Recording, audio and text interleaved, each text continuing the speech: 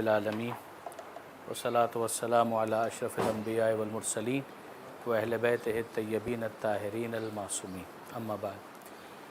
جو ہماری آج کی گفتگو ہے اس کا بنیادی تعلق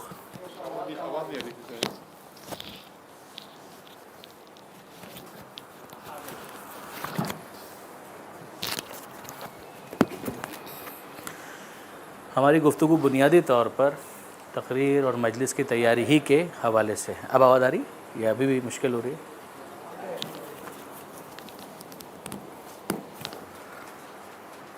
جزاک اللہ خیر۔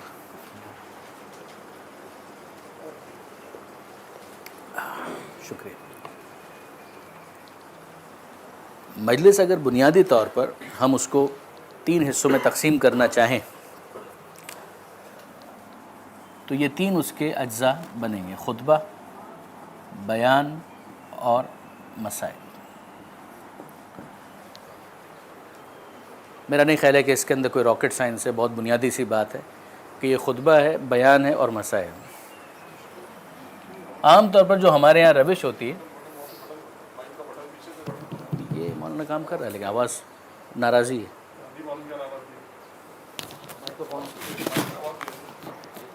نہیں معلوم۔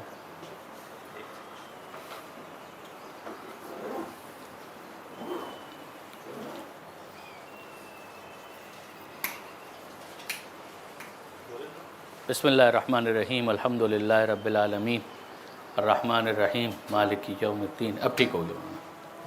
یا اللہ صلوات علی محمد و آل محمد محمد و آل۔ اچھا، یہ جتنی بھی باتیں میں آپ کے سامنے بیان کر رہا ہوں، آپ کے لیے کوئی ضروری نہیں ہے کہ آپ اس سے 100% اتفاق کریں۔ آپ کا اس سے اختلاف رائے بھی ہو سکتا ہے، اس لیے کہ یہ کوئی 2+2=4 والا معاملہ نہیں ہوتا۔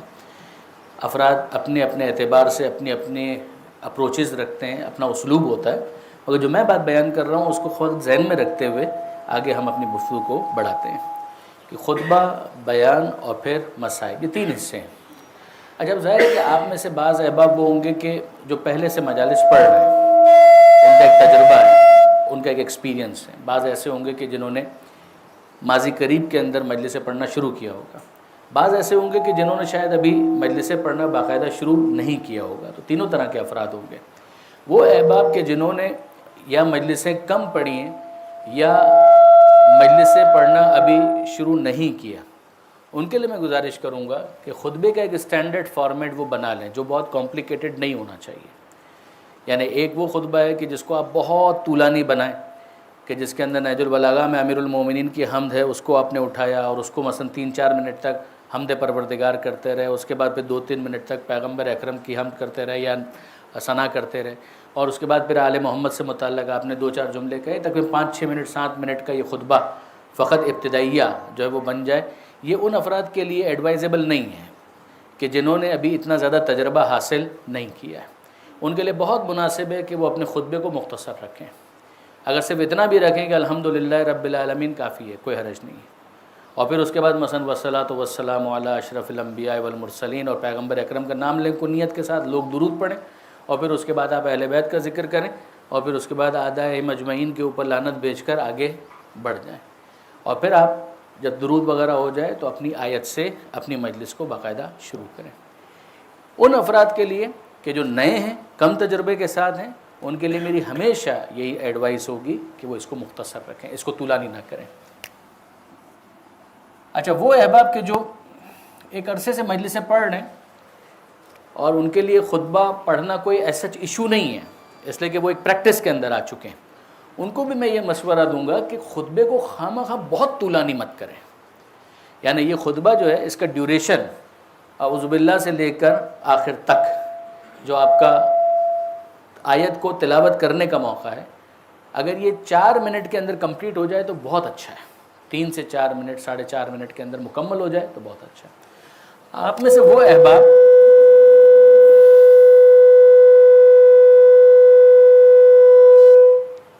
وعلیکم السلام بیٹا، آپ میں سے وہ احباب کہ جن کا لحن بہت اچھا ہے، جو قرأت بہت اچھی کر سکتے ہیں، وہ اگر اس کو تھوڑا سا طولانی کریں تو اچھا ہے، مناسب ہے۔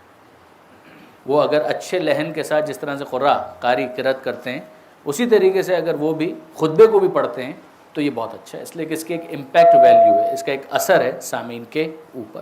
تو بہت اچھا ہے کہ وہ اگر اس کو مثلاً 3 سے 4 منٹ کی جگہ 6 منٹ تک لے جائیں تو کوئی حرج نہیں ہے.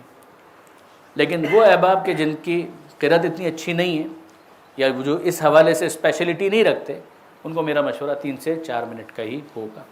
جب آپ خطبہ پڑھیں تو ایک مرتبہ پھر ابتدا میں یہ مسئلہ ہوتا ہے، اعراب کی غلطیاں ہو سکتی ہیں، ایشوز آ سکتے ہیں کہ وہ جملہ غلط تو نہیں ہو گیا، صیغہ کون سا آنا چاہیے تھا، ماضی کا ہونا چاہیے تھا، مستقبل کا تو نہیں پڑھ دیا، یہ مسائل ہوتے ہیں. تو اس موقع پر مناسب ہوتا ہے کہ اپنے کسی سینئر سے جو بھی خطبہ آپ کو پسند آئے، چاہے وہ خطبہ آپ نے خود ڈیولپ کیا ہے یا وہ خطبہ آپ نے کسی ماہر مقرر سے لیا ہے، دونوں صورتوں میں کوئی حرج نہیں ہے، مگر جو اپنے اساتذہ ہیں، جو اپنے سینئرز ہیں، ان کو ایک مرتبہ اس کو دکھا دیں اور پھر اس کو میمورائز کر لیں تاکہ یہ ایشو جو ہے ونس اینڈ آل سیٹل ہو جائے اور اس کے اندر پھر کسی قسم کی کوئی مشکل پیش نہ آئے. مثلا عام طور پر اس کے اندر جو ایک غلطی ہوتی ہے اس کی طرف آپ لوگ متوجہ بھی ہوں گے جب آپ لوگ سنتے ہوں گے کہ مثلا آل محمد کا ذکر کرنے کے بعد الذین اذھب اللہ عنہم الرجس، پھر کیا ہونا چاہیے وطہرہم تطہیرا. مگر آپ دیکھیں گے کہ اس کے اندر نا تجربہ کاری آڑے آتی ہے، اذھب اللہ کے بعد سیدھا وہ یطہرکم تطہیرا ذہن میں آ جاتا ہے تو وہ اسی کے ساتھ پھر چلا جاتا ہے، یا یذھب چلا جاتا ہے، یا کچھ نہ کچھ گڑبڑ اس کے اندر ہو رہی ہوتی ہے. وہ اسی وجہ سے ہوتی ہے کہ چونکہ ورنہ عربی تو آتی ہے اتنی بنیادی کہ وہاں پر جب ہم اس طریقے سے پڑھ رہے ہیں تو اس موقع پر صیغہ ماضی کا ہو جانا چاہیے، لیکن پرابلم ہوتی ہے، مشکل آ جاتی ہے. تو ایک مرتبہ اگر یہ خطبے کو درست کر کے میمورائز کر لیا جائے تو پھر اس کے بعد یہ issues once and all settle ہو جاتے ہیں. پھر اس کو آپ 5 سال تک 6 سال تک ٹچ ہی نہ کریں. ایک مرتبہ یہ سیٹ ہو گیا، یہ 5-6 سال تک اس کو ٹچ نہ کریں.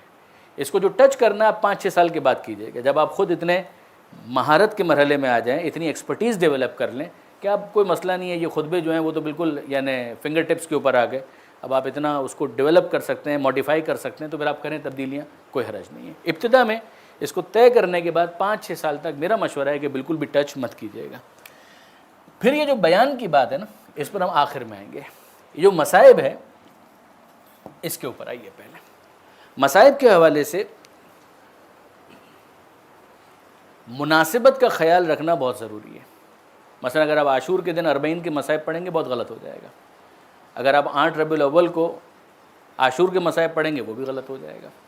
مصائب کے حوالے سے انسان کو اس حوالے سے بہت زیادہ کوشش اور محتاط ہونا چاہیے کہ جس دن وہ مصائب پڑھنے جا رہا ہے یا مجلس پڑھنے جا رہا ہے، مناسبت کون سی. بی بی سکینہ کی شہادت کی مجلس ہے تو بی بی سکینہ ہی کے حوالے سے مصائب ہوں گے. اگر آپ چوتھے امام کی شہادت کی مجلس پڑھ رہے ہیں تو اس کے اندر چوتھے امام ہی کے مصائب آپ نے پڑھنے ہیں. اس حوالے سے عام طور پر میں لوگوں کو اور ہمارے دوستوں کو متوجہ کرتا ہوں اس کی طرف.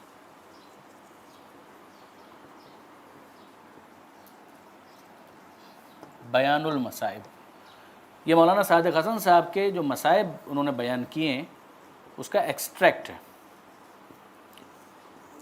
یہ بات ذہن میں رکھیے گا کہ یوٹیوب کے بغیر اب گزارا نہیں ہے، انٹرنیٹ کے بغیر اب گزارا نہیں ہے. جیسے کہ وہ تمام تر چیزیں جو پہلے کبھی کیسٹوں کے اندر، خود مجھے یاد ہے کہ 90s کے اندر ہم لوگ کیسٹوں کے ذریعے سے کرتے تھے، اب وہ زمانہ لد گیا، ختم ہو گیا. پھر اس کے بعد CDs کا زمانہ آیا، وہ بھی ختم ہو گیا. اور اب جو ساری چیزیں ہیں وہ سمٹ کر آ چکی ہیں انٹرنیٹ کے اوپر. تو دنیا کا سب سے بڑا امام باڑہ، دنیا کی سب سے بڑی مسجد، دنیا کا سب سے بڑا مدرسہ، دنیا کی سب سے بڑی درسگاہ اور دنیا کے سب سے بڑا فحاشی کا اڈہ سب وہی ہے اس وقت. اچھا بھی ہے، برا بھی ہے. تو اگر آپ وہاں پر جائیں گے تو یہ والا لنک آپ کو بہت زیادہ ہیلپ آؤٹ کرے گا. بیان المصائب مولانا صادق حسن صاحب. اس کی وجہ کیا ہے؟ اس کو جب ہم لوگ تیار کر رہے تھے تو اس کا پرپز ہی یہ تھا کہ جو ہمارے ذاکرین ہیں، علماء ہیں، ان کے لیے ایک ترتیب کے ساتھ مصائب کا بیان آ جائے. اس میں آپ کو ملے گا 1 محرم سے لے کر 8 ربیع الاول تک، ہر دن کے اعتبار سے جو انہوں نے مصائب پڑھے ہیں وہ کم سے کم وہاں پر آپ کو مل جائیں گے. یعنی اگر آپ یوٹیوب پر جائیں، بیان المصائب لکھیں، انگریزی میں لکھیں اور صادق حسن لکھیں تو یہ آپ کو مل جائے گا. اچھا، ان کے بیان کا انتخاب اس وجہ سے کیا گیا، ایک تو انہوں نے مجلسیں بہت پڑھی ہیں، پھر فقہ کے اندر بہت اسٹرانگ ہیں، تو ان کو پتہ ہے کہ مثلا فقہی اعتبار سے کون سی روایت پڑھنے کی گنجائش ہے.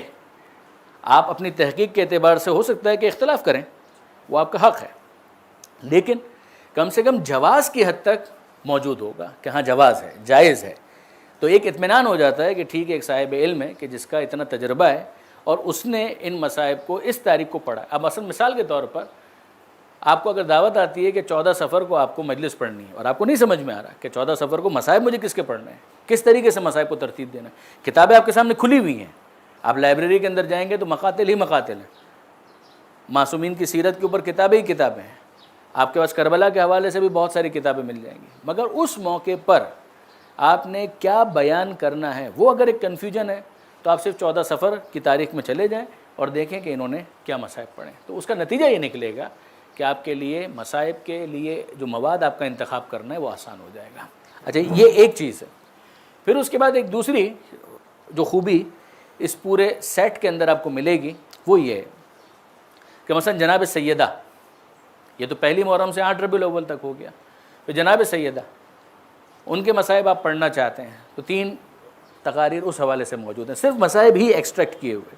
امیر المومنین کے حوالے سے آپ مجلس پڑھنا چاہتے ہیں تو مولا کے حوالے سے مصائب کا جو بیان ہے وہ 3 آپ کو وہاں پر مل جائیں گے، اسی طرح دیگر معصومین کے مل جائیں گے، ایک آدھ کے علاوہ سبھی کے وہاں پر اویلیبل ہیں۔ تو یہ ایک بہت اچھا ریسورس بن گیا تیاری کے لیے بھی کہ کیسے مصائب پڑھے جائیں، اور ساتھ ہی ساتھ مواد کیا ہونا چاہیے، یہ 2 الگ الگ چیزیں ہیں، مواد کیا ہونا چاہیے اور اس کو کیسے ڈیلیور کیا جائے، یہ 2 الگ الگ چیزیں۔ پھر اس کے بعد ایک اور ویب سائٹ ہے، اس ویب سائٹ کو بھی میں ہائیلی ریکمینڈ کرتا ہوں، imambارگاہ.com۔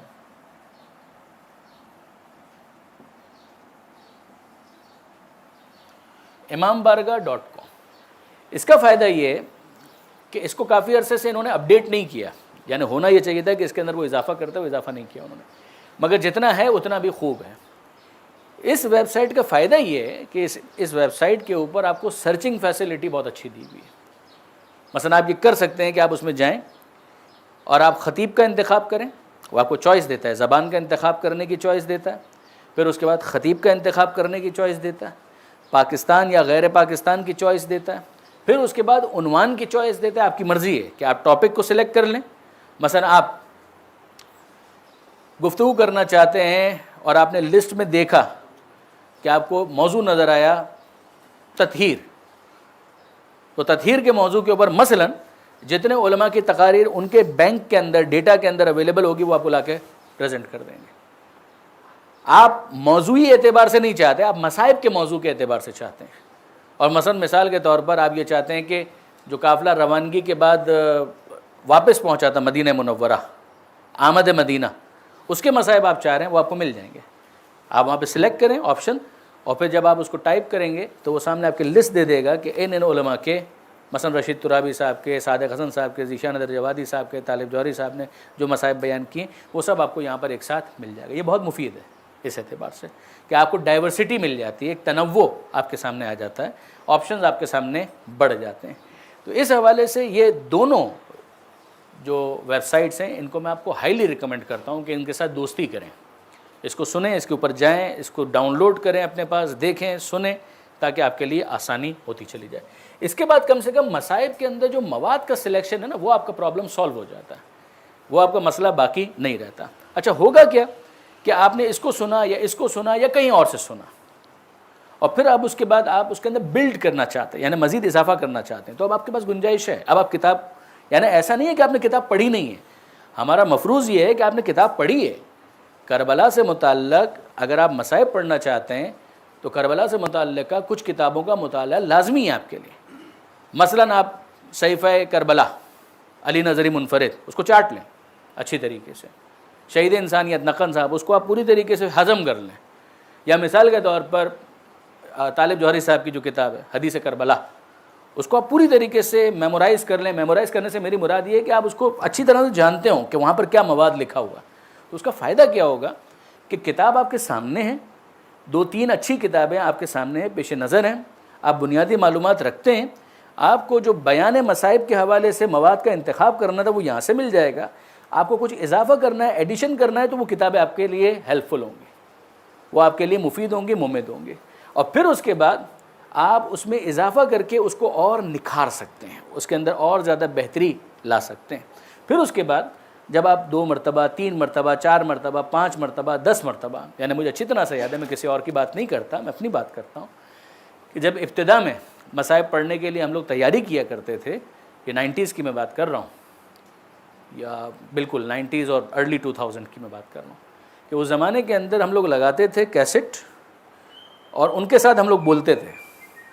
یعنی فرض کیجئے صادق حسن صاحب کی ہم نے لے لی کیسٹ اور اس کو لگایا، اور پھر اس کے ساتھ ہم بھی بولتے تھے. پہلے سنتے تھے، لکھتے تھے، پورا وہ مواد لکھ بھی لیا جو انہوں نے بولا، سن بھی لیا اس کو 10 مرتبہ 15 مرتبہ 20 مرتبہ، لگے گا ٹائم اس کے اوپر، مگر اس کے بعد فائدہ کیا ہوگا کہ اب وہ لفظ آپ کے لیے اجنبی نہیں رہے، وہ انداز بھی آپ کے لیے اجنبی نہیں رہا. اب اس کے بعد آپ نے ادھر ٹیپ چلایا اور ساتھ ہی ساتھ آپ نے بولنا شروع کیا. مصائب کے اندر ایک بہت بڑا ایشو یہ آتا ہے کہ آپ کا ربط ٹوٹنا نہیں چاہیے. یعنی جو آپ بیان کر رہے ہیں نا، اگر آپ بیان کے مرحلے میں جو درمیانی حصہ ہے تو اس میں تو آپ یہ کہہ سکتے ہیں کہ درود بھیجیے محمد و آل محمد پر، اس میں آپ یہ نہیں کہہ سکتے. اس میں بھی آپ کو پاز لینا ہوتا ہے. اگر گریہ ہو رہا ہے تو آپ کو درمیان میں لوگوں کو موقع دینا ہوتا ہے کہ وہ گریہ کریں، لیکن وہ مصنوعی نہیں ہو سکتا، وہ واقعاً اس جگہ پر ہوگا کہ جہاں پر گریہ ہو رہا ہے، تاکہ آپ تھوڑا سا ٹھہریں اور وہ جو مقصد تھا مجلس کا وہ حاصل ہو سکے. لیکن اگر فرض کیجئے کہ آپ کو لفظ ہی نہیں مل رہا ہے تو آپ درمیان میں وقفہ نہیں دے سکتے. آپ وقفہ دیں گے تو مجلس ڈسٹرب ہو جائے گی. لہٰذا اس موقع پر ضروری ہے کہ جو الفاظ ہیں ان کا فلو آتا رہے. اس کے لیے ضروری ہوگا کہ آپ کی پریکٹس بہت زیادہ ہو. اس پریکٹس کے لیے طریقہ کار یہ ہوگا. کیا اس کا یہ نتیجہ نہیں نکلے گا کہ آپ کے انداز کے اوپر ان کی انداز کی چھاپ آ جائے گی؟ ابتدا میں ہوگا، ابتدا میں یہ ہوگا، مگر اس کو آپ کاؤنٹر کر سکتے ہیں. اس کو آپ کاؤنٹر کر سکتے ہیں. جب تھوڑا سا آپ کا تجربہ بڑھے گا تو آپ اس کو کاؤنٹر کرنے کی پوزیشن میں آئیں گے. اسٹارٹ میں تو یہ مسئلہ رہے گا. یا تو آپ نیچرل اتنے اچھے اسپیکر ہوں کہ آپ کو ضرورت ہی نہیں ہے، لیکن مصائب کے کیس کے اندر نیچرلی اتنا ملکہ ہوتا نہیں ہے، وہ ڈیولپ کرنا پڑتا ہے.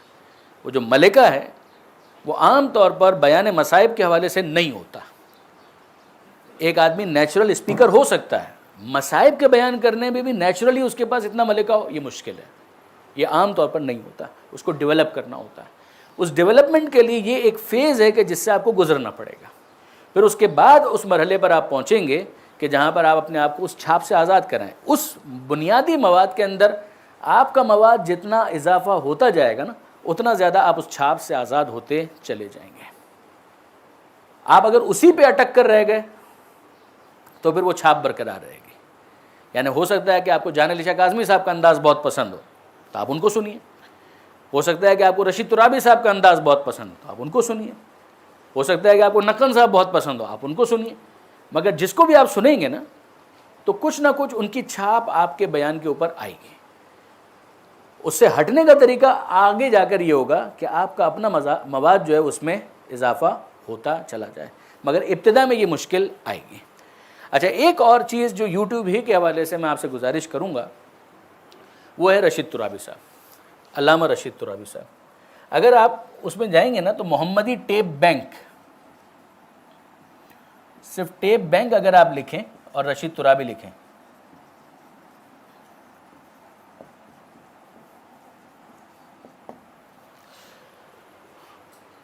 ترابی صاحب کے حوالے سے ان لوگوں نے واقعاً بہت اچھا کام کیا، اس میں کوئی شک نہیں. اس لیے کہ وہ مجالس جو ترابی صاحب کے زمانے میں ریکارڈ ہوئی تھیں اس کی کوالٹی بڑی پور تھی، مگر اس کے اندر ٹیکنالوجی کا اضافہ کر کے انہوں نے ایسا اس کو صاف کیا ہے، دھویا ہے کہ جب آپ اس کو سنتے ہیں تو لگتا ہے کہ ابھی وہ آپ کے سامنے تقریر کر رہے ہیں.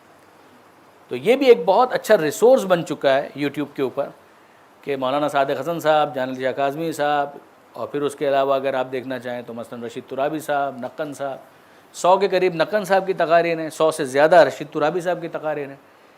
جس مقرر کو آپ بہت زیادہ ایڈمائر کرتے ہیں، لائک کرتے ہیں، یہ اپنی عادت بنا لیجئے کہ اس وقت تک نہیں سوئیں گے جب تک ان کی ایک تقریر نہ سن لیں. تو ان کا جو بیان کا انداز ہے وہ آپ کو سمجھ میں آنا شروع ہوگا. پھر یہ بھی یاد رکھیے گا کہ ایک تقریر کو ایک مرتبہ سننا کافی نہیں ہوتا. اس ایک تقریر کو آپ 8 سے 10 مرتبہ سنیں، تب اس کے لفظوں کے ساتھ آپ کی الائنمنٹ ہوتی چلی جائے گی کہ وہ لفظ کیا کہہ رہے ہیں، وہ جملے کیا کہہ رہے ہیں، کب وہ بولتے ہیں، کب وہ ٹھہرتے ہیں، کب وہ زور دیتے ہیں، کب وہ کسی بات کو بالکل آہستہ سے بول کر گزر جاتے ہیں. یہ تمام تر چیزیں سمجھ میں آنا شروع ہوتی ہیں جب آپ ایک تقریر کو 10 مرتبہ سنیں. مگر اگر آپ 10 تقریریں ایک مرتبہ سنیں گے تو وہ فائدہ حاصل نہیں ہو پائے گا. تو یہ بنیادی بات خطبے کے بارے میں تھی اور مصائب کے بارے میں تھی. بیان کے حوالے سے کچھ گزارشات ہیں جو میں آپ کے سامنے پیش کرتا ہوں، مگر ابھی یہاں پر تھوڑی دیر کے لیے ٹھہریے. کوئی سوال اگر آپ کا اس حوالے سے تو ارشاد فرمائیے. بسم اللہ. سر یہ سوال ہے کہ بہت زیادہ جب سنتے ہیں انسان، میں مرزا عاطف کو بہت سنتا ہوں، بہت زیادہ سنتے ہیں تو ایک تو مرحلہ یہ کہ لہجے میں بیان میں مقاصر آ جاتا ہے. دوسرا جو ایشو ہمیں فیس کرنا پڑ سکتا ہے یا پڑتا ہے وہ یہ کہ مسلم مجمع تو چاٹا ہوا بیٹھا ہوتا ہے رشید ترابی کو بھی، اور بہت دفعہ ایسا ہوتا ہے کہ وہ سنے ہوئے پرانے لوگ ہوتے ہیں تو وہ فوراً کیچ کر لیتے ہیں کہ ہم کس کا کیا پڑھ رہے ہیں. اگر مثال، کیونکہ بعض اوقات ایسا ہوتا ہے کہ ان کے انداز میں ہم اپنی بات پیش کر رہے ہوتے ہیں، بعض اوقات یہ ہوتا ہے کہ ہم ان کی پوری مجلس یا کچھ حصہ پیش کر رہے ہوتے ہیں اور کچھ نیا نقطہ اپنے پاس سے ایڈ کر رہے ہیں. تو اس میں پبلک یہ پتہ لگا لیتی ہے کہ اس میں سے یہ حصہ مثال کے طور پر ان کا اپنا نہیں ہے، تو یہ پھر سننے کا پھر کیا فائدہ ہوگا؟ آسان. اچھا، سب سے پہلے تو یہ ہم کیوں چاہ رہے ہیں کہ پبلک کو پتہ نہ چلے؟ سوال تو واضح ہے نا. سوال ان کا بالکل واضح ہے. سوال ان کا یہ ہے کہ بھائی اگر ہم نے فلاں کو سنا اور پبلک جو ہے وہ تو اتنی اسمارٹ ہے کہ لوگ جو ہیں پہلے ان کو سن کے بیٹھے ہوئے ہیں، تو جب ان کو سن کے بیٹھے ہوئے تو جیسے ہم نے بیان کیا تو انہوں نے فوراً کیچ کر لیا کہ یہ وہاں سے پڑھا ہے، تو فائدہ کیا ہوا؟ میں یہ آپ سے عرض کرنا چاہ رہا ہوں کہ آپ یہ کیوں چاہتے ہیں کہ سامنے والوں کو پتہ نہ چلے؟ ویسے آپ کی جو یہ آبزرویشن ہے مجھے اس سے اختلاف ہے کہ لوگوں کو پتہ چل جاتا ہے. مرزا اطہر کو سننے والے پاکستان کے اندر بہت کم ہیں. جو بزرگان ہیں ان کو یقیناً ذوق ہوگا، مگر جوانوں کو تو کچھ بھی نہیں پتہ اطہر صاحب کے بارے میں. اطہر صاحب کی تو میں نے مثال دی، کسی کی بھی مثال آپ لے لیجئے. اب میں آپ سے عرض کرتا ہوں رشید ترابی صاحب کتنا مشہور نام ہے، ٹھیک ہے. نوجوان نسل کو کچھ نہیں پتہ ہے. سجدہ یقین اور رزق کے آگے کوئی چوتھی مجلس ان کو نہیں پتہ ہوگی. اچھا چھوڑیے، آپ لوگوں میں سے کس نے سجدہ سنا ہوا ہے ان کا بیان؟ ہاں اٹھائیے، ہاتھ اٹھائیے. 1 2 3 4 5 6. باقی یہ 4 کے علاوہ 6 کے علاوہ باقی حضرات نے سجدہ یہاں پر بھی نہیں سنا ہوا ہے. ٹھیک ہے. اب یقین کے بارے میں ذرا بتائیے. 1 2 3 4. باقی آپ کے سامنے دعا. یہ وہ مجالس ہیں جو ان کی ماسٹر پیس کہلاتی ہے. یعنی اگر رشید ترابی صاحب کے بارے میں کہا جائے کہ میں نے سنا ہوا ہے تو اس کا مطلب یہ ہے کہ یہ تو یقیناً سنا ہوا ہے. یعنی ابھی ہم اس کی بات نہیں کر رہے قرآن علم ہے جو ان کا پورا ایک اشرہ ہے، علم معصوم جو ان کا پورا ایک اشرہ ہے، اسلام اور حقوق بشر جو ان کا پورا ایک اشرہ ہے، اس کی ہم بات نہیں کر رہے. اب اگر میں آپ سے اس کے بارے میں سوال کروں، اسلام اور حقوق بشر آپ میں سے کتنوں نے سنا ہے وہ اشرہ؟ ایک مجلس بھی اس کی سنی ہے. میں نے پورا اشرہ سنا ہے. قرآن علم ہے، یہ پورا ایک اشرہ ہے، آپ میں سے کسی نے سنا؟ میں نے پورا اشرہ سنا ہوا ہے ان کا. اب میں آپ سے گزارش کر رہا ہوں، یہ آپ کے سامنے ہے نا. اچھا اب آئیے آگے بڑھیے. مرزا اطہر صاحب، آپ مجھے بتائیے آپ لوگوں میں سے کس نے مرزا اطہر صاحب کا کامل ایک اشرہ سنا ہوا ہے؟ کامل ایک اشرہ. 1 2 اور نہیں سنا؟ آپ نے سنا ہوا ہے 3 ہو گئے. باقی سب تو نہیں ہے بھائی، آپ غلط فہمی کا شکار ہیں. اچھا آگے بڑھیے. نقن صاحب کے کتنی اسپیچز اویلیبل ہیں؟ علامہ سید علی نقی صاحب کا میں اپنے آپ کو اسپیشلسٹ سمجھتا ہوں، معذرت، لیکن علامہ نقن صاحب کی کتنی تقریریں اویلیبل ہیں نیٹ کے اوپر، انٹرنیٹ کے اوپر؟ کتنی تقریریں اویلیبل ہیں؟ کتنی اور کوئی کتنی ہوگی؟ 250 300 ہے تو مجھے دیجیے گا. 250 300 نہیں ہے اویلیبل. اگر ہیں تو بہت اچھی بات ہے، مجھے خوشی ہوگی. نقن صاحب مجھ سے بات کریں یا آپس میں بعد میں کیجیے گا. نقن صاحب کی اس وقت 100 سے زیادہ تقریریں انٹرنیٹ کے اوپر اویلیبل ہیں. 100 سے زیادہ. وہی چھپی ہوئی بھی اویلیبل ہیں، جو چھپی ہوئی نہیں بھی ہیں وہ نیٹ کے اوپر موجود ہیں. ٹھیک ہے جی.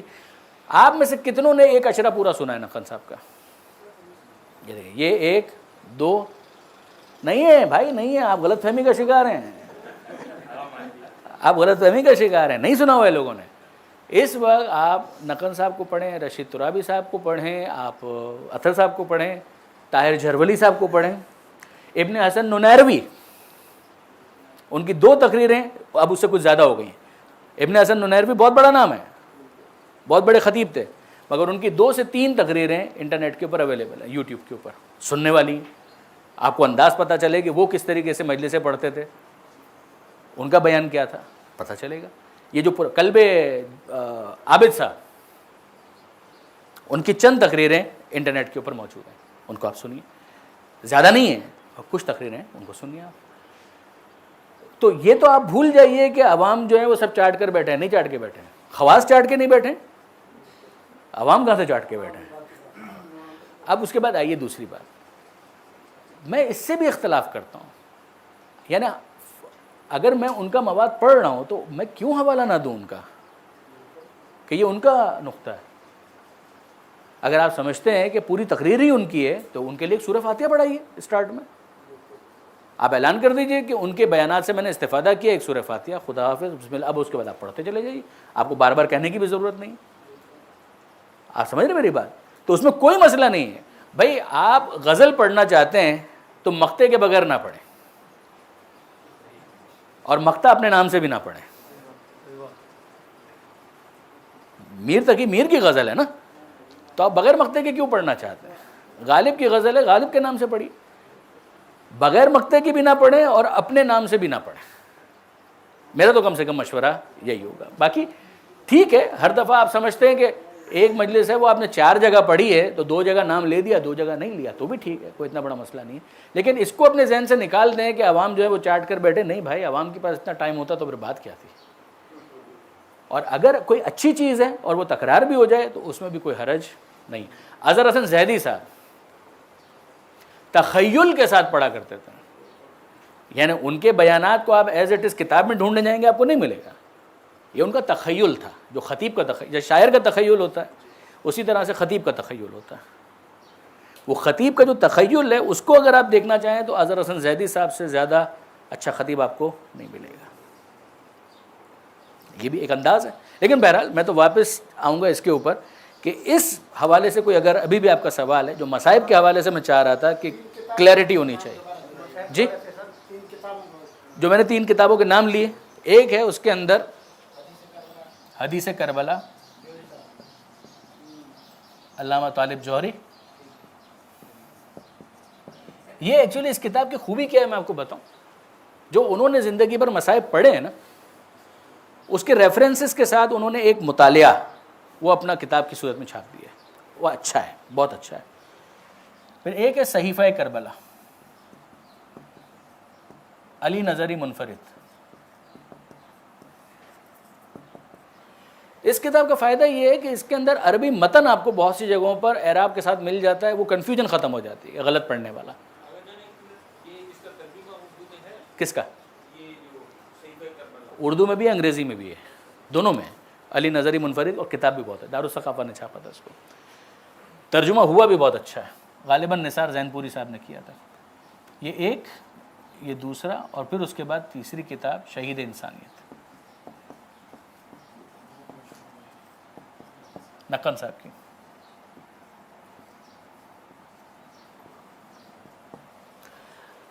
یہ خاص مصائب کے لیے، یہ بھی مصائب کے لیے، یہ تجزیہ و تحلیل کے لیے.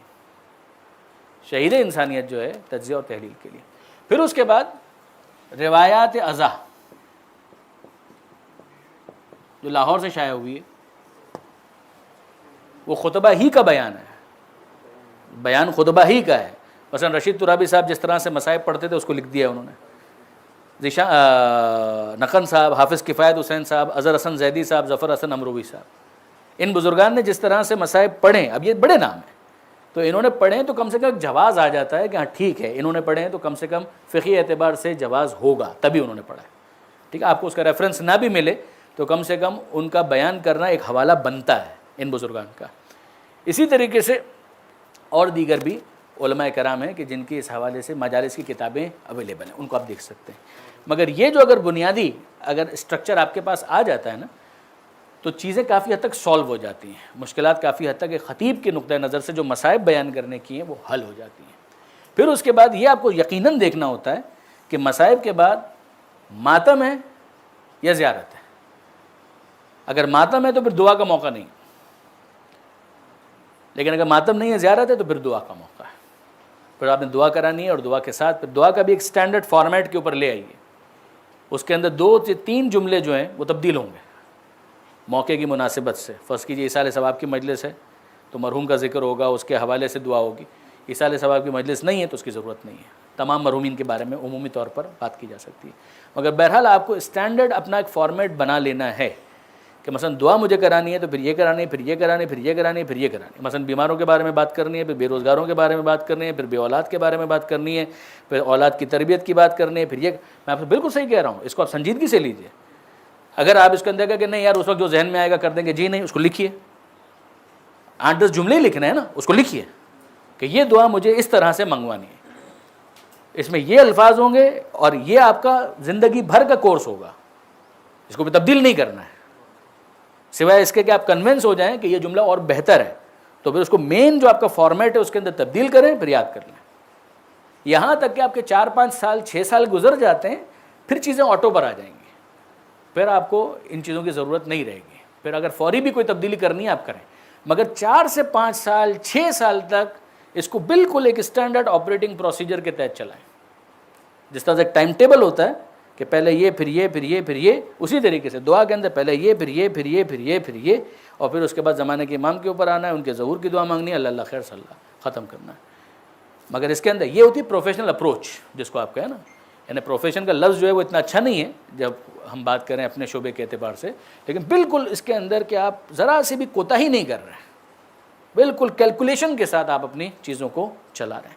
تو پھر آپ اس کے نتائج بھی دیکھیں گے. اگر آپ روا روی میں ہی چلاتے رہیں ہر چیز کو تو پھر آپ کو وہ نتیجہ نہیں ملے گا. پھر آدمی سوچتا رہتا ہے کہ پتہ نہیں کیوں وہ بات پیدا نہیں ہو پا رہی. وہ بات کیسے پیدا ہو پائے گی؟ آپ نے پیدا کی نہیں ہے. آپ بنائیں گے، اس کے اندر وہ چیز ڈالیں گے، زحمت تھوڑی کریں گے اور پھر اس کو میمورائز کریں گے، تب وہ نتیجہ حاصل ہوگا. تو خلاصہ کلام یہ ہوا کہ یہ خطبہ ہو گیا، پھر اس کے بعد بیان جس پر ابھی ہم نے بات کرنی ہے، پھر مصائب کے حوالے سے اگر اتنا بھی آپ کر لینا، یہ آپ کے 5 سال کے لیے بہت کافی ہے جو میں نے ابھی آپ کے سامنے بیان کیا ہے. 5 سال 6 سال کے لیے بہت کافی ہے. ان 5 سالوں کے اندر 6 سالوں میں آپ کو اتنا تجربہ مل جائے گا کہ پھر آپ اس کو اور زیادہ نکھار سکتے ہیں. یہ ہو گئی بات. اب آئیے درمیان کا جو یہ جی فرمائیے.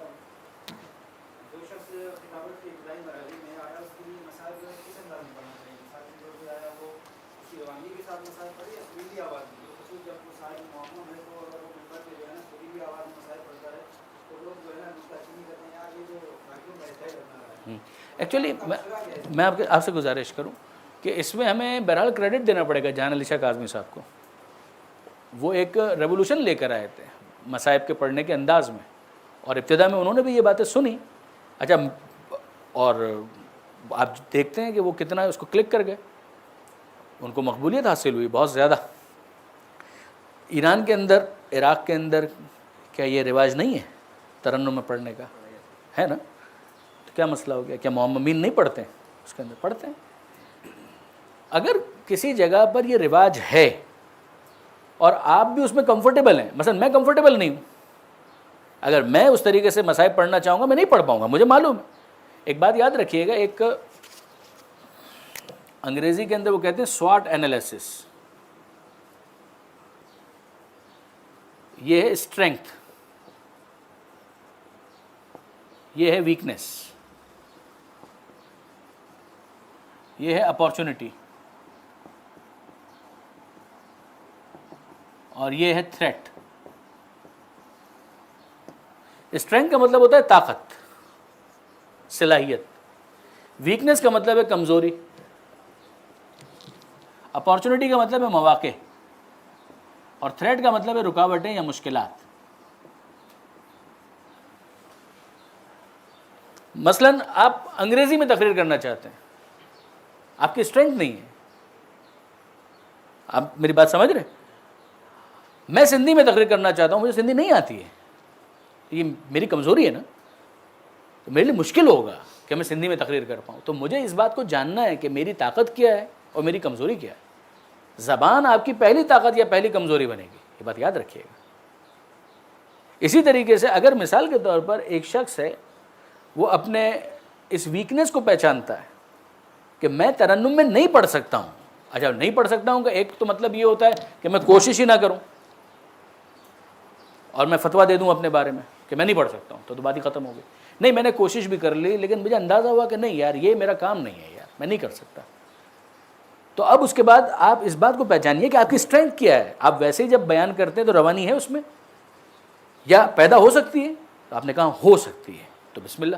ایک وہ شخص ہے جو کہتا ہے کہ نہیں ابھی تک میں نے ترنم میں نہیں پڑھا ہے مگر میں قرأت بہت اچھی کرتا ہوں الحمدللہ, خدا نے مجھے آواز بہت اچھی دی ہے, تو میرا خیال ہے کہ میں ترنم کے ساتھ بھی مصائب پڑھ سکتا ہوں لہن کے اندر. رائٹ, کوشش کریں. اگر آپ کی یہ اسٹرینتھ ہے تو آپ کو کوشش کرنی چاہیے, اور ہو سکتا ہے کہ آپ اس کے اندر بہت مہارت پیدا کرنے میں کامیاب ہو جائیں, بہت اچھی بات ہے. تو ضرور ضرور کریں. اس کو چھوڑ دیں کہ مثال کے طور پر لوگ کیا کہتے ہیں یا وہ دوسرے تنقید کریں گے, یہ ایک تھریٹ ہے. اگر آپ دیکھیں اس کے اندر کہ یہ ایک تھریٹ ہے, مگر واقعی تھریٹ ہے یا آپ نے اپنے اوپر طاری کیا ہوا ہے؟ تھریٹ نہیں ہے یہ, اس کو آپ نے اپنے اوپر طاری کر لیا ہے, ورنہ یہ واقعی کوئی رکاوٹ نہیں ہے. آپ کو اس بنا کے اوپر کوئی ممبر سے اتار نہیں دے گا. اگر آپ پینٹ شرٹ پہن کے ممبر پہ بیٹھ جائیں گے تو شاید اتار دیں, یورپ میں نہیں اتاریں گے, یہاں پہ اتار دیں گے. سمجھ میری بات سمجھ رہے ہیں کہ کیا یہ تھریٹ ہے؟ نہیں, تھریٹ نہیں ہے, یہ تھریٹ نہیں ہے. لہٰذا اگر آپ پڑھنا چاہیں اور آپ سمجھتے ہیں کہ آپ کے اندر یہ اسٹرینتھ ہے تو بالکل آپ اس کام کو کیجئے, اس کے اندر مہارت پیدا کیجئے اور ضرور ضرور کیجئے. مسائب یاد کر کے جانا مجھے کافی آسان لگا, لیکن مشکل یہ ہوتی ہے کہ مسائب کی منزل میں بندہ جائے کیسے فضائل سے. اکثر مسائب کے لیے کہتے ہیں کہ آپ اس میں زیادہ کام کریں, جی مسائب پڑھنا پھر بھی آسان ہے. آتے ہیں اس کے اوپر آتے ہیں, ربط مصائب ہے موضوع میں, آتے ہیں اس کے اوپر بات کرتے ہیں. جی اور کوئی مسائل میں یہ بھی ہوتا ہے کہ یہاں کراچی کے اندر جو خصوص کوئی کہیں کا رہے گا جو میں پڑھ کے چلے جاتے ہیں ذاتی مسائل کے اندر ایک تسلسل نظام نے پہلے شروع میں فرمایا, وہ چیز یہاں نہیں پائی جاتی, بہت کم پائی جاتی. ہاں تو بہرحال ہونی چاہیے, اکثر خطبات اگر نہیں ہے تو ہونی چاہیے.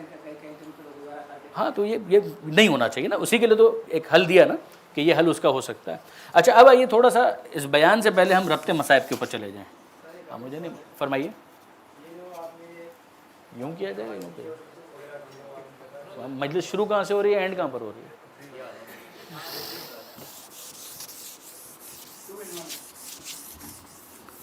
جناب سوال کوئی کر رہے تھے؟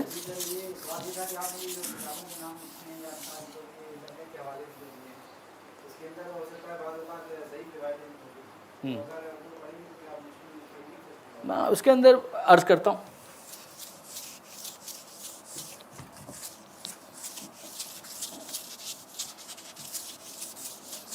جو فقہی مسئلہ ہے وہ تو آپ کے لیے واضح ہوگا. فقہی اعتبار سے بھائی کربلا کا واقعہ ہوا ہے, بے شک ہوا ہے, یقینی تواتر کے ساتھ.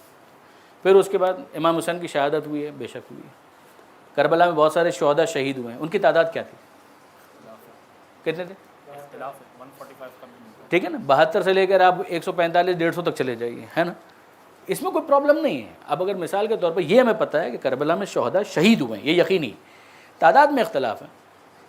اگر کوئی کہے کہ کربلا کے اندر 72 شہید ہوئے ہیں, غلط نہیں ہے, امکان اس بات کا بھی ہے. اگر کوئی کہے 100 سے زیادہ شہید ہوئے ہیں, غلط نہیں ہے, امکان اس بات کا بھی ہے, کوئی پرابلم نہیں. تو بنیادی طور پر جو تاریخ کی کتابیں ہیں ان کے اندر جو رپورٹنگ ہوئی ہے اس کو آپ حدیث کے معیار کے اوپر جھانچنے کی کوشش کریں گے تو یہ آپ کی غلطی ہوگی. تو شیعہ سنی بھی کوئی ایشو نہیں ہے. تاریخ کی کتابوں کے اندر جو تاریخی روایت ہوتی ہیں, جو مقتل کے اندر مقتل کی روایتیں ہوتی ہیں, اس کا وہ معیار نہیں ہوتا ہے جو فقہ کا معیار ہے.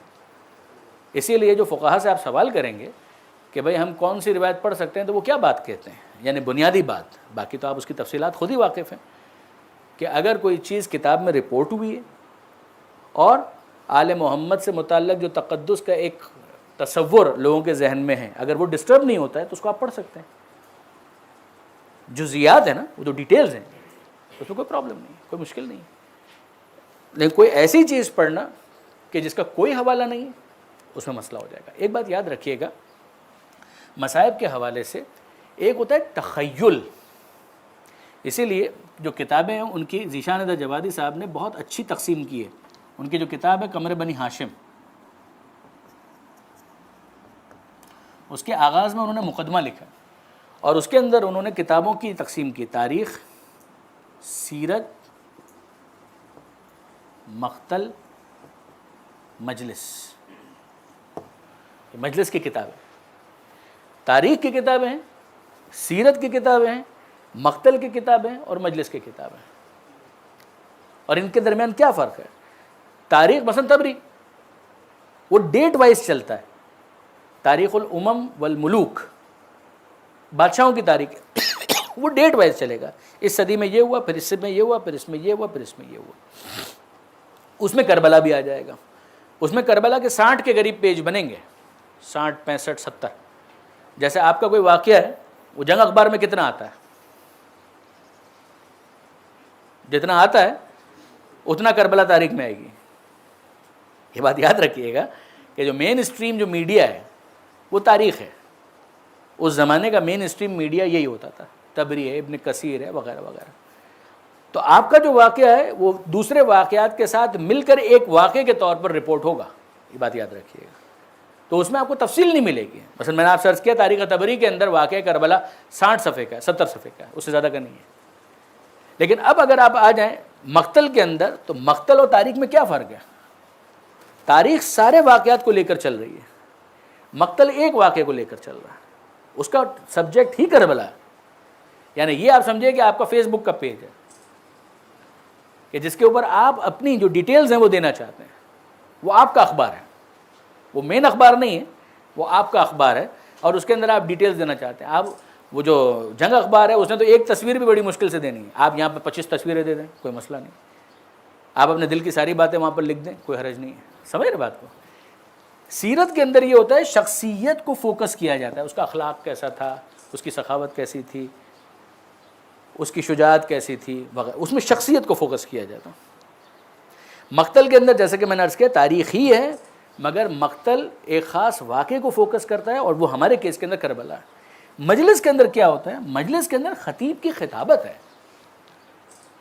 اس کو اگر آپ اس پیمانے پر لے جائیں گے نا کہ یہ روایت ہے، اس کا روایت سے کیا تعلق ہے؟ مثال کے طور پر اگر ایک خطیب یہ کہتا ہے کہ جب امام حسین علیہ السلام جناب علی اصغر کو لے کر جا رہے تھے، ماں دیکھ رہی تھی دروازے کے اوپر کھڑی، اب یہاں سے جو آپ ماں دیکھ رہی تھی کہتے ہیں، اس کے ساتھ آپ کرنا کیا چاہ رہے ہیں؟ آپ کرنا یہ چاہ رہے ہیں کہ جو سامنے سامعین موجود ہیں وہ صاحب اولاد ہیں، ان کے جذبات کو آپ ابھارنا چاہتے ہیں، ان کو سوچنے پر مجبور کر رہے ہیں کہ ماں یہ دیکھ رہی تھی کہ میرا لال جا رہا ہے، اب آتا ہے یا نہیں آتا ہے، کیا اس کے دل کی کیفیت بھی ہوگی۔ یہ سارے جملے جو آپ بول رہے ہیں، اس کے لیے آپ یہ کہیں کہ مثلا یہ روایت میں کہاں لکھا ہوا ہے، یہ معقول نہیں ہے، یہ معقول نہیں ہے کہ آپ یہ کہیں کہ یہ روایت میں کہاں لکھا ہوا ہے۔ اب مثال کے طور پر آپ عاشور کے دن سب بیٹھے ہوئے ہیں اور آپ ان کو کہتے ہیں کہ مثلا عاشور کے دن یا 9 محرم کو کہ ابھی آپ آئے تو باہر آپ کی تواضع کے لیے پانی کی سبیلیں لگی ہوئی تھیں، آپ کے لیے تبرک کا انتظام کیا گیا تھا، مگر جس کی یاد میں آپ یہاں پر بیٹھے ہوئے ہیں اس کو 3 دن تک پانی نہیں ملا۔ اب آپ یہ کہیں کہ یہ جملہ کہاں لکھا ہوا ہے، کیا مطلب؟ معقول نہیں ہے کہ آپ اس کے اندر یہ سوال کریں۔ یہ خطیب کی خطابت ہے، وہ تخیل ہے، وہ اس کو آپ کے ذہن کے اندر بیدار کرنا چاہتا ہے، انسان کی نفسیات ہے۔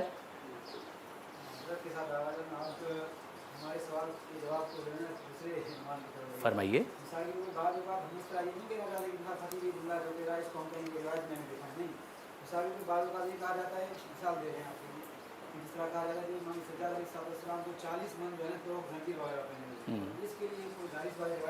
وہ حتماً ہونی چاہیے، حتماً ہونی چاہیے۔ دیکھیں اگر آپ کو یاد ہو جب آپ نے یہ سوال کیا تو اس کے بعد میں نے پہلی بات آپ سے کیا کہی کہ فقہاء فقہ کے اندر جو معیار رکھتے ہیں وہ تاریخ اور دیگر کتابوں کے اندر نہیں ہوتا ہے۔ یہ بات یاد ہے آپ کو؟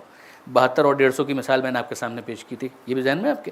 پھر اس کے بعد میں نے ایک اور چیز آپ سے گزارش کی، اور وہ کیا کہ وہ معیار کیا دیتے ہیں؟ وہ معیار یہ دیکھتے ہیں کہ کسی جگہ اگر لکھا ہوا ہے تو آپ اس کو بیان کر سکتے ہیں، شرط ایک ہے کہ جو لوگوں کے ذہن کے اندر تقدس پر مبنی آل محمد کا تصور ہے اسے ہرٹ نہیں ہونا چاہیے۔ یہ آپ توجہ کیا آپ نے، یہ میں پہلے کہہ چکا ہوں۔ پھر اس کے بعد میں یہاں پر آیا ہوں، کہ ذرا غور کیجئے گا کہ تاریخ اور سیرت اور مقتل اور مجلس، اس حوالے سے مزید اگر آپ پڑھنا چاہیں ایک بنیادی جو ریفرنس ہے وہ تو یہ ہے قمر بنی ہاشم ذیشان صاحب، علامہ جوادی۔ اگر آپ اس کی تفصیل پڑھنا چاہیں نا تو منابع تاریخ اسلامی، یہ فارسی میں ہے، رسول جعفریان،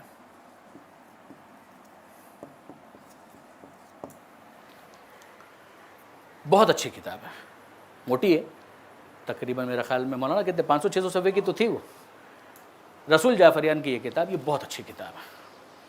اس کے اندر آپ کو ہر کتاب کے بارے میں تفصیل مل جائے گی، جو تاریخ کے بارے میں لکھی گئی، جو سیرت کے بارے میں لکھی گئی، جو مقتل کے بارے میں لکھی گئی، ان سب کے بارے میں جدا گانا آپ کو مل جائے گا. اب مثال کے طور ناسخ التواریخ،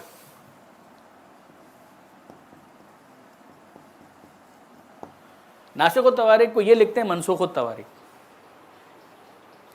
اتنی تنقید کی ہے انہوں نے خود رسول جعفریان نے اسی کتاب کے اندر. انہوں نے کہا کہ اس کو انصافاً ناسخ التواریخ نہیں کہنا چاہیے، اس کو منسوخ التواریخ کہنا چاہیے. اسی کتاب کے بارے میں اب نقن صاحب جو ہیں انہوں نے ان کی کتاب ہے شہدائے کربلا، بہترین کتاب ہے حالات شہدائے کربلا کے حوالے سے. ایک تو وہ جو ہے نا عربی میں افسار العین فی انصار الحسین، اردو کے اندر اگر آپ بہترین کتاب کہیں نقن صاحب کی شہدائے کربلا، ان کا اسلوب بھی الگ ہے. اس کے اندر بھی انہوں نے ناسخ التواریخ کے اوپر بہت تنقید کیا ہے تو تاریخ کی کتاب بالکل آپریشن کر دیا اس کا، پوسٹ مارٹم کر دیا. تو اب یہ تو تنقیدی اور رجال کی جو بحث ہے اور جو دوسری تنقیحات ہیں اس کے اندر آپ دیکھیں، تھوڑا میدان میں اتریں تو واضح ہو جائے گا. لیکن خلاصہ کلام یہ ہے کہ ان چار کے درمیان آپ کو فرق کرنا پڑے گا. مجلس کی کتابیں پہلے سے چلی آ رہی ہیں، شیخ طوسی کی بھی مل جائیں گی آپ کو. خود امالی جو ہے وہ تقریباً وہی اسٹائل ہے، امالی جو ہے اس کا بھی انداز تقریباً وہی ہے، جو املائی تو ہے اور کیا ہے اس کے اندر. تو بہرحال برادران عزیز یہ غور کیجئے گا کہ یہ مصائب کا معاملہ ہو گیا. اب آئیے تھوڑا سا ہم اس کے بعد گریز کی جو بات آپ نے کی اس کے اوپر چلیں. جب خطیب اپنی خطابت کے اندر مہارت پیدا کر لیتا ہے تو پھر وہ ربط مصائب کے بغیر مصائب تک نہیں آتا. یہ بات بالکل صحیح ہے، جس کو گریز بھی کہتے ہیں، اردو میں عام طور پر ربط مصائب کہا جاتا ہے. یعنی جو بھی آپ کا موضوع ہے اس موضوع سے آپ ڈائریکٹ جھمپ نہ کریں، آپ اس موضوع کو اس طرح سے ڈھالیں کہ جن کا مصائب میں آپ ذکر کرنا چاہتے ہیں اس تک آپ آہستہ آہستہ آہستہ آہستہ لے کر آئیں. کبھی کبھی خطیب اپنی مجلس میں اتنی محنت کرتا ہے کہ 20 منٹ پہلے سے، ابھی مصائب میں وہ پہنچا نہیں ہے، 20 منٹ پہلے سے وہ آہستہ آہستہ آہستہ آہستہ اپنی بات کو وہاں تک لانا شروع کرتا ہے اور لے آتا ہے. اس کا ٹارگٹ ہوتا ہے کہ مجھے وہاں تک جانا ہے. یہ ہوتا ہے. اس کی کوئی مثال آپ لوگ دیجیے، ربط مصائب کی کوئی مثال. آپ نے اتنے خطبہ کو سنا ہے، کوئی آپ کے ذہن میں کہ مثلا یہ ان کا موضوع تھا اور یہاں سے اس پہ باقاعدہ کتاب لکھی گئی ہیں فارسی کے اندر بھی، گریز ہائے مصائب ایسا کچھ کتاب کا نام تھا. کیا جی مثال دیجیے. سب کا ہے، رشید ترابی صاحب کا بھی ہے، نقن صاحب کا بھی ہے، طالب جوہری صاحب کا بھی ہے، اطہر صاحب کا بھی ہے. ان سب کا طریقہ کار یہ تھا. پہلے والے تو اس کو بڑا ایک عیب سمجھتے تھے، پرانے جو ٹھکے ہوئے جو مقررین ہیں وہ تو اس کو عیب سمجھتے تھے کہ بغیر ربط مصائب کے آپ کیسے چلے گئے اس کے اوپر، اس کو عیب مانا جاتا تھا. لیکن میں مثال چاہ رہا ہوں کہ آپ کے ذہن میں اگر کوئی مثال ہو. جی جیسے طالب علم صاحب جنگ خیبر کا واقعہ بیان کرتے کرتے کربلا تک آ گئے تھے. کیسے؟ علم کی وہ آسان دیکھیں کتنا زبردست ہوا. حضرت عباس کے اوپر آپ کو مصائب پڑھنے، خیبر کا علم ڈسکس ہو رہا ہے اور خیبر کے علم سے عباس کا علم. ایک وفائے امیر المومنین، وفائے علی، وفائے عباس. پیچھے سے ذہن میں لائیے. حابل قابل ڈسکس کر سکتے ہیں آپ، بہت کچھ ہو سکتا ہے کہ جس نے بھائی کے بھائی ہونے کا لحاظ نہیں کیا، وہ منفی رول ہے، یہ مثبت رول ہے. وفائے علی امیر المومنین کی وفا پیغمبر اکرم کے لیے، وفائے حضرت عباس امام حسین علیہ السلام کے لیے. ایسا ہی ہے نا؟ اچھا پھر اب اس کے بعد آپ پھیلاتے چلے جائیے، کتنی چیزیں آپ کے سامنے آ جائیں. شجاعت کے اوپر آ سکتے ہیں، مولا کی شجاعت کو ڈسکس کرتے کرتے حضرت عباس کی شجاعت کے اوپر آپ آ سکتے ہیں. خطابت، نہج البلاغہ میں مولا کی خطابت کو ڈسکس کرتے کرتے حضرت عباس کا وہ جو خطبہ آج کل بہت مشہور ہے اس تک آپ جا سکتے ہیں. یہ تمام تر ربط مصائب کے مختلف انداز ہیں. اچھا اور بڑے نقن صاحب ایک مرتبہ مصائب مجلس پڑھ رہے تھے، چھپی بھی ان کی مجلس یہ موجود ہے اور آڈیو کی فارمیٹ میں یوٹیوب پر بھی ہے. بیان کر رہے تھے غدیر کو کہ پیغمبر کے ہاتھوں پر مولا علی تھے، ان کو بلند کیا اور کہا من کنت مولا فہذا علی مولا. بیان کر لیا، نعرے وارے ہو گئے، سب کچھ ہو گیا. پھر اس کے بعد کہنے لگے بظاہر تو میں وہاں پر ہوں کہ جہاں سے مصائب کی منزل بہت دور ہے، مگر مجھے کوئی زحمت نہیں ہے، کوئی تکلف نہیں ہے، اس لیے کہ یہاں مجھے پیغمبر کے ہاتھ پر علی نظر آ رہے ہیں اور کربلا کے اندر امام حسین کے ہاتھ پر ایک اور علی نظر آ رہے ہیں. وہ سیدھا اس سے چلے گئے جناب علی اصغر کی شہادت کے اوپر. اب یہ واقعاً فن ہے، یہ واقعاً فن ہے۔ جناب سیدہ کی چادر کو ڈسکس کرتے کرتے جناب زینب کی چادر پر آپ جا سکتے ہیں۔ وہ فضائل کا بیان تھا اور یہ مصائب کا ہو گیا، یہ سب ہو گیا۔ یہ 4 5 6 مثالیں اس وقت ہم لوگوں نے ڈسکس کی، ان مثالوں کو آپ پھیلاتے چلے جائیں، اس میں آپ کے ذوق کا بہت دخل ہے۔ جی فرمائیے۔ علامہ اسماعیل دیوبندی صاحب کے جملے تھے، کن کے؟ علامہ اسماعیل دیوبندی، دیوبندی صاحب، ہاں وہ ایک ہاتھ پہ جملہ فضائل کا کہتے تھے، دوسرے ہاتھ پہ جملہ مصائب کا کہتے تھے۔ کیا بات ہے، بیسمنٹ کی تقریر ہوتی ہے، اسی پہ ایک ہاتھ پہ فضائل، دوسرے ہاتھ پہ مصائب۔ سبحان اللہ، سبحان اللہ۔ یہ اب یہ دیکھیں اس کے اندر آپ کے ذوق کا بہت دخل ہے۔ ایک ٹیسٹ آپ حاصل کرتے ہیں اور پھر ٹیسٹ ڈیولپ کرتے ہیں کہ آپ اپنا ذوق کیسے بناتے ہیں، اس کے اوپر بہت زیادہ انحصار ہے۔ اچھا اب میں آپ سے پوچھتا ہوں، یہ سب بیان کرنے کے بعد کیا یہ ضروری ہے؟ 5 سال تک بھول جائیے، کوئی ربط مصائب کی ضرورت نہیں ہے۔ آپ میں سے جو پرانے ہیں بسم اللہ وہ کریں یہ سارے کام، اس کی وجہ سے مجلس کا منع مت کیجیے گا کہ میں ربط مصائب کیسے ڈھونڈوں گا، کوئی ضرورت نہیں ربط مصائب کی، بھول جائیے 5 سال تک، کراس کر دیں۔ ربط مسائل کوئی ایسا جزو لا ینفق نہیں ہے کہ جس کی وجہ سے آپ مجلس کا منع کر دیں۔ آپ کہیں کہ مصائب میں کیا پڑھوں گا، نہیں سمجھ میں آ رہا، تو آپ مجلس نہیں لے سکتے۔ اگر آپ بیان کے اندر جو درمیان کا حصہ ہے اس میں آپ تیار نہیں ہیں، آپ مجلس نہیں لے سکتے۔ آپ کو مجلس تیار کرنی ہے، لیکن آپ کہیں کہ یار یہ ربط مصائب تو میرا تو پسینہ پیشانی سے گرنے لگتا ہے، اس کو کس طریقے سے حاصل کروں، بھول جائیے، کوئی ضرورت نہیں۔ اب میں آپ کے سامنے ایک بڑا نام لیتا ہوں، ڈاکٹر قلب صادق۔ وہ ربط مصائب کا کوئی لحاظ نہیں کرتے، عام طور پر کبھی کر دیا نہیں تو نہیں کیا۔ یعنی وہ اپنی بات بیان کر رہے ہیں اور اچانک کہیں گے بس عزیزوں آج ایک جوان کا ماتم آپ کو کرنا ہے اور جناب علی اکبر کا ذکر شروع کر دیں۔ یہ آپ دیکھ لیجیے گا، چیک کیجیے گا، آج ایک جوان کا ماتم آپ کو کرنا ہے، جناب قاسم کا ذکر شروع کر دیا۔ آج آپ کو علمدار کا ماتم کرنا ہے، حضرت عباس کے مصائب شروع کر دیا انہوں نے۔ میری بات یہاں تک مکمل ہو گئی، اور آج تو شب عاشور ہے۔ 7 محرم رشید ترابی صاحب مجلس پڑھ رہے تھے، جو کہ ربط مصائب کا بہت زیادہ خیال کرتے تھے، نہیں ملے ان کو ربط مصائب، کوشش کر کے وہ تھک گئے اور کافی دیر تک کوشش کرنے کے بعد ان کو ربط نہیں ملا، ہوتا ہے یہ۔ تو انہوں نے ایک جملہ کیا کہا، کیا 7 محرم کو بھی مجھے ربط مصائب کی ضرورت ہے؟ یہ کہہ کے وہ مصائب پر آئیں۔ ایگزیکٹلی، یعنی یہ آپ یہ خطیب کی خطابت، آپ فن تو دیکھیں اس کا، کہ 7 محرم کو بھی مجھے ربط مصائب کی ضرورت ہے؟ بس میرا یہ کہہ دینا کافی ہے کہ آج 7 محرم ہے، پانی بند ہو چکا ہے، اور پھر لوگ ترابی صاحب لوگ دھاڑے مار کے رو رہے ہیں اس کے اندر، اور واقعاً یہ ہے اس کی روحانیت ہے۔ دیکھیں وہ خطیب جو ہے اس نے اپنے آپ کو واقعاً اتنا اسپریچولی روحانی اعتبار سے ڈھال لیا ہے اس کے اندر کہ پھر مدد خدا کی طرف سے بھی ہوتی ہے اس کے اندر۔ تو یہ ہے، لیکن میں آپ سے کہوں گا کہ اگر آپ ابھی نئے ہیں یا بالکل فریش ہیں یا کوئی حرج نہیں، 5 سال تک آپ بھول جائیں یہ ربط مصائب کو۔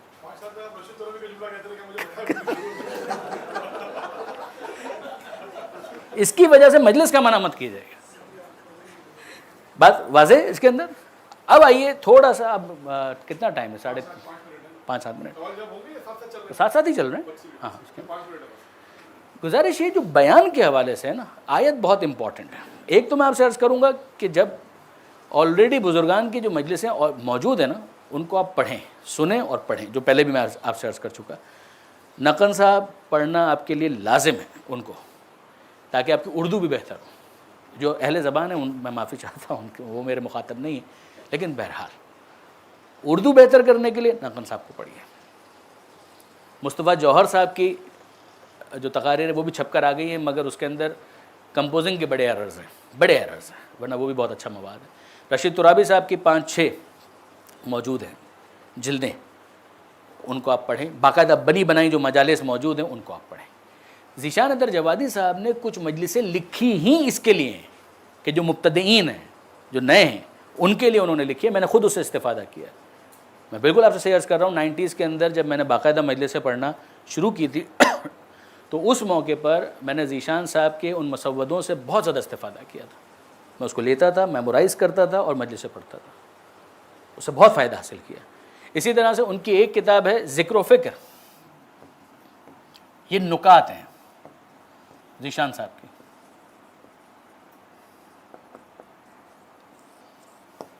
ذکر و فکر یہ ان کی ڈائریاں ہیں، یہ ان کی ڈائریاں تھیں جس کو انہوں نے نکات کی صورت میں چھاپ دیا ہے. آپ کے بیان کے لیے آپ کو کئی موضوعات وہاں پر ایسے ملیں گے جن میں نکات ہیں. یہ وہ کہتے تھے کہ یہ درمیانے درجے کے ذاکرین کے لیے، مبتدئین کے لیے، درمیانے درجے کے لیے. پھر جو اعلیٰ اوپر آ جائیں تو پھر ان کے لیے تو ان کی مجالس ہیں. انٹرنیٹ کے اوپر ذیشان صاحب کی 500 سے زیادہ تقریریں موجود ہیں. یوٹیوب کے اوپر 500 سے زیادہ تقریریں موجود ہیں انٹرنیٹ کے اوپر. یعنی اتنا آسان ہو گیا ہے مجلس تیار کرنا جس کی کوئی حد نہیں. اگر آپ محنت کرنے کے لیے تیار ہیں تو مجلس تیار کرنا کوئی مشکل کام نہیں. وہ ساری چیزیں انٹرنیٹ کے اوپر اویلیبل ہیں. پھر کہہ رہا ہوں 500 آپ زندگی بھر پڑھتے رہیں بھائی. 500 تقاریر اگر اتنے منجھے ہوئے مقرر کے آپ کو مل جائیں. آپ چھٹے امام کے بارے میں پڑھنا چاہ رہے ہیں، ان کی تقریر موجود ہے. بی بی کی ولادت کے حوالے سے کچھ پڑھنا چاہ رہے ہیں، ان کی تقریر موجود ہے. تو آپ کو ایک آئیڈیا ہوتا ہے. پھر سیدھی سی بات ہے، جب آپ سیرت پڑھنا چاہتے ہیں، سیرت کی کتابیں تو پیش نظر ہیں آپ کے. یعنی ہمارا مفروض یہ ہے کہ وہ مطالعہ آپ کا چل رہا ہے جس سے آپ کی تقریر میں مزید نکھار پیدا ہوگا. آیت کا جو انتخاب ہے نا، کبھی کبھی ویسے ہی کریں. ناول لکھنے والے ایک مصنف تھے، ان سے کسی نے سوال کیا کہ آپ ناول کیسے شروع کرتے ہیں؟ ہر مرتبہ یہی ہوتا ہے کہ پورا ایک آپ کے ذہن میں پلاٹ ہوتا ہے، اسکیچ ہوتا ہے، پھر اس کے بعد آپ ناول لکھنا شروع کرتے ہیں؟ تو انہوں نے کہا کہ نہیں، یہ بھی ہوتا ہے. کئی دفعہ ایسا بھی ہوتا ہے کہ جو میرے ناول کے کردار ہیں ان میں سے کسی سے بھی میں یہ لکھواتا ہوں کہ اس نے گھنٹی بجائی، وہ گئے اور دروازہ کھولا، کہا کہ اب خود بخود وہ فلو ہونا شروع ہو جاتا ہے. کوئی اسکیچ نہیں ہے ذہن میں اور وہ شروع ہو جاتا ہے. میں یہ نہیں کہہ رہا ہوں ممبر پہ جا کے یہ کام کریں، میں یہ نہیں کہہ رہا، میں یہ کہہ رہا ہوں کاغذ کے اوپر یہ کام کریں. یعنی مثلا آپ نے ویسے ہی ایک آیت کا انتخاب کیا، ان الدین عند اللہ الاسلام.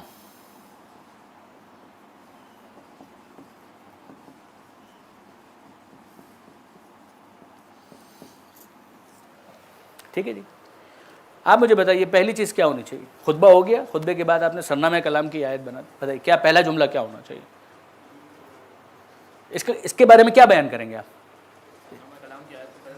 ترجمہ. ایگزیکٹلی، اس کا سب سے پہلے ہوگا ترجمہ.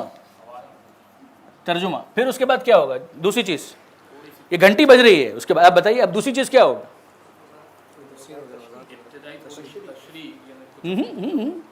منطقی طور پر چلو، کیا چیز؟ میں نہیں سن پایا آپ کی بات.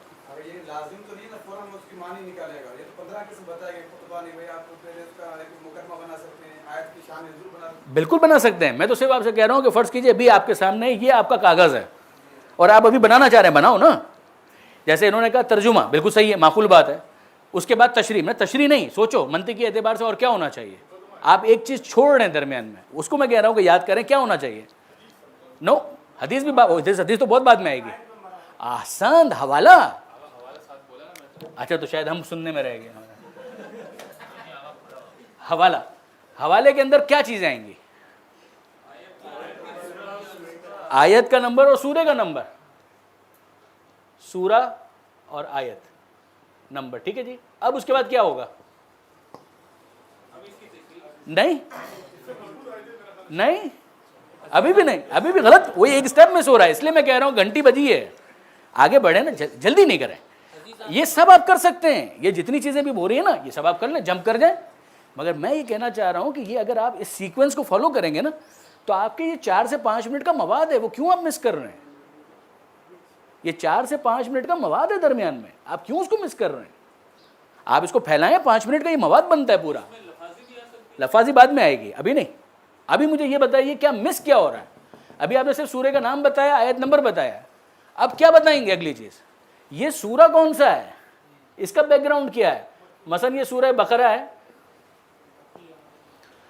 یہ بتا سکتے ہیں مکی ہے مدنی.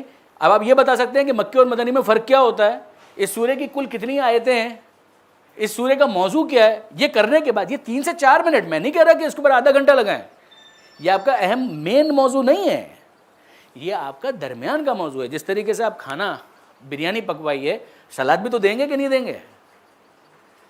پہلے پانی پلائیں گے، پھر سلاد دیں گے، ہاتھ واتھ دھلوا کے اس کو بٹھائیں گے، پھر اس کے بعد یہ ساری چیزیں شروع ہوگی نا. تو بریانی آپ پہلے سے کیوں لا رہے ہیں؟ بریانی پہلے سے مت لائیے، اس سے پہلے جو سلاد ولاد اور رائتا وائتا ہے اس کو لے کے. جی ہاں اور یہ معلومات بھی ہے, دیکھیں جنرل نالج بھی ہے. جو آپ کے جو سامعین ہیں نا وہ سارے مدرسے کے طلاب نہیں ہیں, آپ ان کو ایک جنرل نالج دے رہے ہیں اس کے ساتھ, ٹھیک ہے جی. سورہ بقرہ کو سورہ بقرہ کیوں کہا گیا؟ اس میں گائے کا تذکرہ آتا ہے مثلا.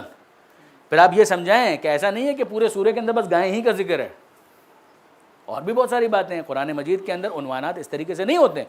یہ سب جب آپ بیان کرتے ہیں یہ 4 منٹ کا موضوع ہے, 4 منٹ کا مواد ہے. اگر آپ کی 40-45 منٹ کی اگر ایک تقریر ہے اور اگر آپ کا انداز اس طرح سے ہو جائے تو ابتدا میں آپ کے 4-5 منٹ بالکل ایک اسٹینڈرڈ آپریٹنگ پروسیجر کے تحت بننا شروع ہو جائیں گے کہ مجھے شروع تو یوں ہی کرنا ہے. اب آپ غور کیجئے گا, طالب جوہری صاحب کی پرانی تقریریں نکال کے سنیے گا, یہ ان کا طریقہ کار تھا.